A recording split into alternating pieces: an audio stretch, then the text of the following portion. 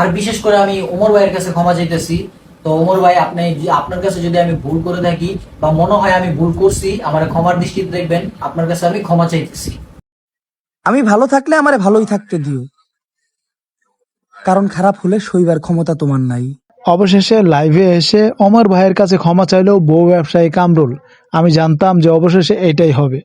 যার বাইকের টায়ারে একটা আঁচড় খেলে চেঞ্জ করে ফেলে তার বাইকের টায়ার, নাম তো সোনাই হোগা না, অমর অন ফায়ার। আমি দেখেছি বাংলাদেশে এন্টারটেনমেন্ট কন্টেন্ট ক্রিয়েটর ওমর ভাই সব সময় অন্যায়ের প্রতিবাদ করেছে। যেখানেই দুর্যোগ সেখানেই সে তার টিম সহ সে হাজির হয়েছে। আমি বাংলাদেশে যে সমস্ত ভালো কন্টেন্ট ক্রিয়েটরদেরকে দেখেছি তার মধ্যে ওমর অন ফায়ার অন্যতম। সব সময় তার কাজগুলো আমার ভালো লাগে, কিংবা তার ফানি ভিডিওর মধ্যে সে সমাজকেন্দ্রিক কিংবা সমাজের অন্যায়গুলো প্রতিবাদের সুরে তুলে ধরে। এগুলো অনেক ভালো লাগার মতো বিষয়। তো যাই হোক, অবশেষে তারা তাদের ভুল বুঝতে পেরেছে। চলুন আর বেশি কথা না বাড়িয়ে আপনাদেরকে আমরা সেই পুরো ভিডিওটা দেখাই। আসসালামু আলাইকুম গাইস। তো আজকের ভিডিওটা একটু বড় হতে পারে, তারপরেও আমি কিছু ইম্পর্টেন্ট কথা বলবো। আপনারা ফুল ভিডিওটা দেখবেন আশা করি। তো আপনারা জানেন, কিছুদিন যাবত বলতে গেলে অনেকদিনই হয়ে গেছে আমার মেয়েটা মারা গেছে। আর ওই ভিডিওটা নিয়েই অনেকটা কন্ট্রোভার্সি চলতেছে। ওমর ভাইয়ের সাথেও আমার একটা কন্ট্রোভার্সি হয়েছিল।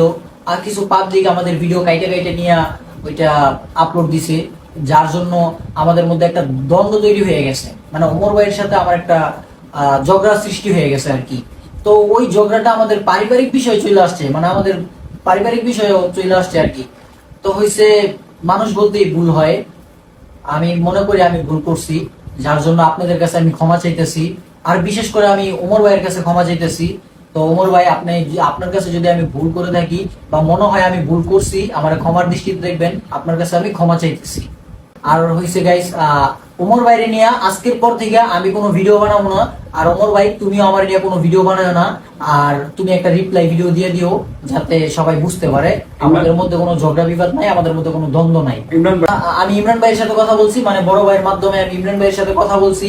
তো ইমরান ভাই ওমর ভাইয়ের সাথে কথা বলছে, তো বলছে যে আমার নিয়ে কোনো ভিডিও করবে না। আর আমিও না, আমারও না করছে যে ভিডিও করতে। তো আমাদের মিটমাটটা হয়েছে গিয়া ইমরান ভাইরে দিয়া। তো আশা করি আপনারা ভিডিওটা দেখছেন বা বুঝতে পারছেন, মানে আমার কথাগুলো আপনারা বুঝতে পারছেন। তো আমাদের মধ্যে কোনো ঝগড়া বিবাদ নাই, আমাদের মধ্যে কোনো দ্বন্দ্ব নাই। তো আপনারা আমাদেরকে ক্ষমার দৃষ্টিতে দেখবেন। আর ওমর ভাই, তুমি একটা রিপ্লাই ভিডিও দিয়ে দিও, যাতে পাবলিক বুঝতে পারে। সবার এটাই আমরা বলতে চাইছি যে আজকের পর থেকে কামরুল জিন্নাত কোনোদিনও ওমর নিয়ে কোনো ভিডিও বানাইবো না। আর আমরা চাই না যে অনলাইনে থাইকা কোনো মানে খারাপ মানে কোনো মন্তব্য করুক মানুষ। তো ও ভুল করছে, ও বারবারই ক্ষমা চাইতেছে। তো ওমর তোমারও বলতেছি যে আজকের পর থেকে আমার ছোট ভাই তোমার নিয়ে কোনো ভিডিও বানাইবো না, আর তুমি ওর নিয়ে কোনো রোস্টিং ভিডিও বানাইবো না। দয়া করে তোমরা কাজ করো একসাথে, সবাই মিলামিশা কাজ করো। আমরা চাই শান্তি, কোনো ঝগড়াঝাটি বিবাদ কোনো কিছু চাই না। তো আমার বন্ধু ইমরানের যা বলছে তা আমরা তাই করছি। ভিডিওটা আমরা দিলাম, তুমিও একটা রিপ্লাই ভিডিও দয়া করে বানাই দিও তোমাদের ফ্রেন্ডের জন্য। তোমার ফ্রেন্ডরা মানে আমার ভাইরা অনেক সমস্যা করতেছে, তাই আজকে আমরা সবাই একসাথে হইয়া সামনে আসলাম ভিডিও।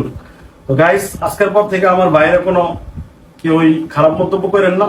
আর আজকের পর থেকে কামরুল এমন কোনো কাজ করবো না যেটা নিয়ে আপনাদের চোখে খারাপ লাগে। আর কাউরে নিয়ে সমালোচনা কোনো কথা বলবো না। দয়া করে সবাই আমাদেরকে ক্ষমা দৃষ্টিতে দেখবেন। আর আমার ছোট ভাইরে যেভাবে সাপোর্ট করতে লাগে সবসময় এইভাবে সাপোর্ট করে যাবেন। ও যেহেতু অনলাইনে আছে, সবাই ভালো থাকবেন, সুস্থ থাকবেন। আল্লাহ হাফিজ। আসসালামু আলাইকুম। আসসালামু আলাইকুম।